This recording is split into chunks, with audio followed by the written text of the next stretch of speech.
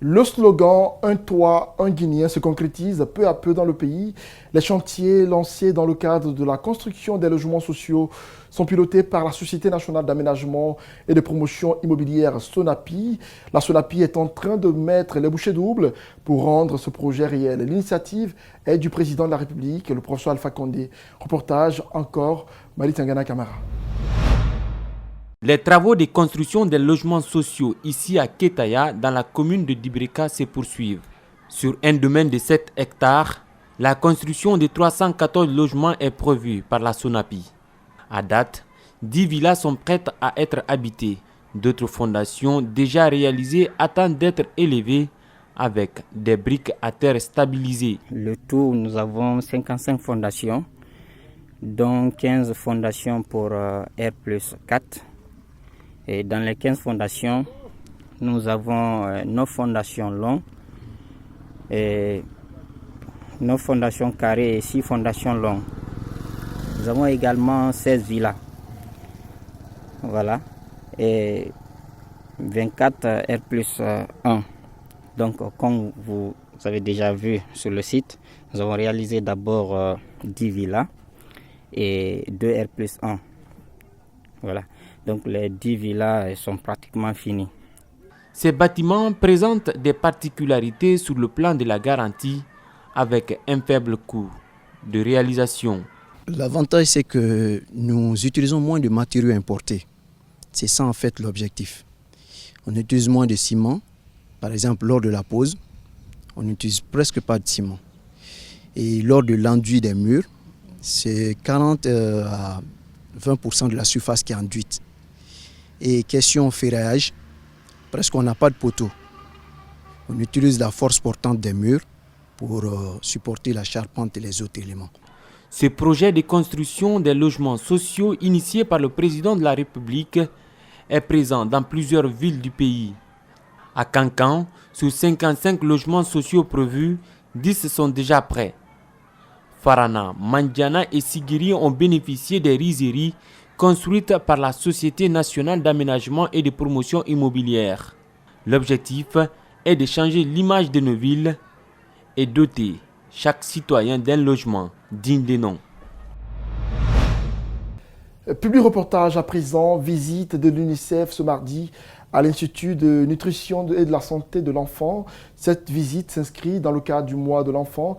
À cet effet, l'artiste chanteur guinéen Sekouba Bambino, ambassadeur de l'UNICEF en Guinée, s'est imprégné des réalités de l'INSEE. Abdourahmane Ba et Akwa Traoré étaient avec lui. L'aire de jeu de Sonfonia à Gare 1, construite par l'UNICEF. Ce dimanche, elle a été envahie par les enfants venus entendre la voix de Sekouba Bambino Diabaté, ambassadeur national de l'UNICEF Guinée. L'artiste international, invité par l'UNICEF en collaboration avec la commune de Ratouma, rien que pour faire plaisir aux enfants. La motivation, en fait, d'abord, c'est pour épanouir les enfants, puisque déjà, comme vous savez, c'est une aire de jeu qui a été faite pour les enfants. Et à l'occasion du mois de l'enfant, je pense que c'est déjà une annonce, pour que les enfants sachent qu'on pense à eux. La voix de Sekouba Bambino a su mobiliser un grand nombre d'enfants. Un petit moment de détente, mais plein de sens. Les enfants de Sonfonia ont trouvé du plaisir, tout comme ceux des orphelinats qui ont profité de cette occasion. Nous voyons que les enfants étaient venus, ils étaient contents, vraiment ils sont joyeux. Et ce lieu de l'agir pareil là doit être dans beaucoup de lieux de Conakry pour essayer d'amener les enfants ensemble. Le combat d'aujourd'hui, c'est ce que l'UNICEF a vu et a mis son bâton de pèlerin pour pouvoir impliquer tous les grands acteurs de la société civile comme les artistes. Par exemple, notre Bambino qui n'a pas beaucoup mal œuvré pour l'intérêt des enfants de notre pays. Aider les enfants, les éduquer, les soigner.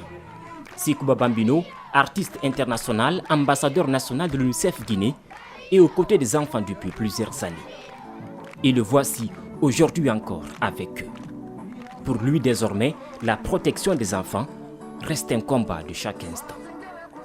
Voir un enfant dans la rue, pas d'école, pas de travail, c'est pas joli à voir. Donc chacun de nous n'a qu'à donner la main pour aider nos enfants, puisque c'est eux qui ont l'avenir de demain. L'UNICEF a inauguré cette aire de jeu le 28 mai 2019. Elle est construite avec un seul objectif, permettre aux enfants de s'épanouir.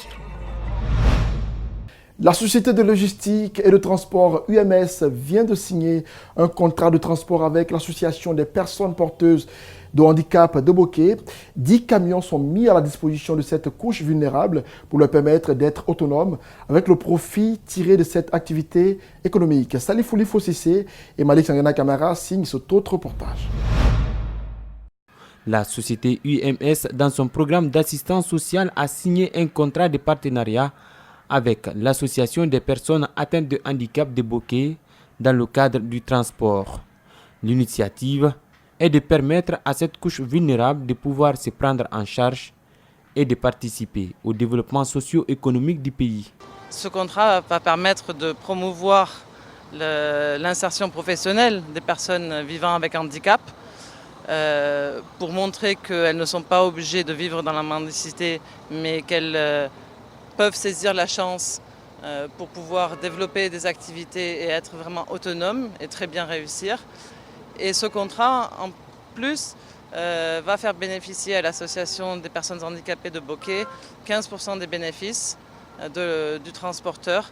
La matérialisation de ces contrats entre l'UMS, qui est un acteur géant dans le secteur de la logistique et des transports en Guinée, et cette couche défavorisée a été une réelle satisfaction pour le ministère de l'Action sociale et les partenaires au développement. Pour eux, le programme d'inclusion financière pourrait contribuer à lutter contre la pauvreté.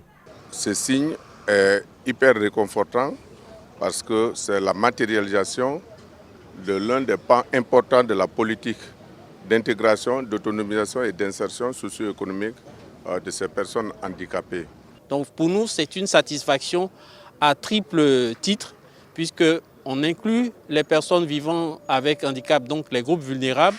Nous faisons participer le secteur privé et tout ceci se fait sous le contrôle de l'administration. L'association des personnes porteuses de handicap physique de Bokeh se réjouit de cette opportunité qu'elle vient de bénéficier. Elle s'est engagée à exécuter les clauses du contrat pour la continuité de la collaboration avec UMS. Pour clore ce journal, Kamieg, une école de gastronomie, se sépare de sa 9e promotion. Après 6 mois de formation, les bénéficiaires en art culinaire promettent de mettre en pratique ce qu'ils ont appris. C'est un petit reportage que nous signent Djibril Ba et Ominatou Sidibé. Des menus à couper le souffle. Ils sont l'œuvre des élèves de Kamieg, une école de gastronomie créée depuis 2016.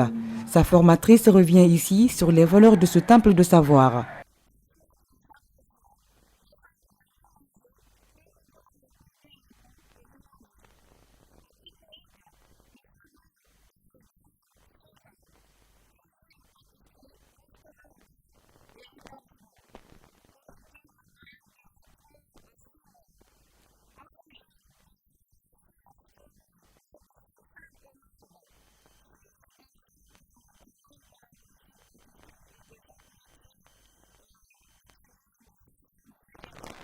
Des invités éblouis sur la qualité de l'enseignement en art culinaire, il ne manque pas de conseils pour l'école de formation.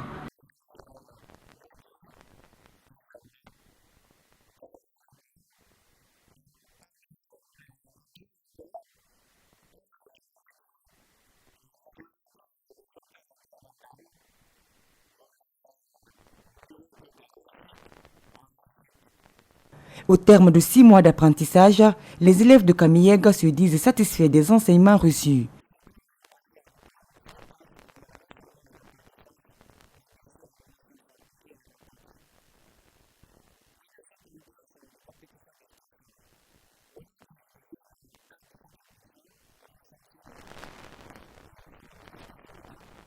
Kamieg est une autre source d'emploi. De nombreux jeunes l'ont compris et l'engouement est vif. Cette dernière information pour clore ce journal, coup dur pour le Sili national de Guinée à 72 heures du début de la CAN Égypte 2019. Baïssama Sankon, ailier blessé lors du match Guinée-Égypte, est forfait. Pour le remplacer, Paul Put a fait appel à Lars Bangoura, qui n'avait pas été retenu sur la liste des 23 joueurs sélectionnés pour la CAN. Bonne chance au Sili de Guinée en Égypte. C'est tout pour ce journal. Merci à tous ceux qui l'ont suivi. Au revoir.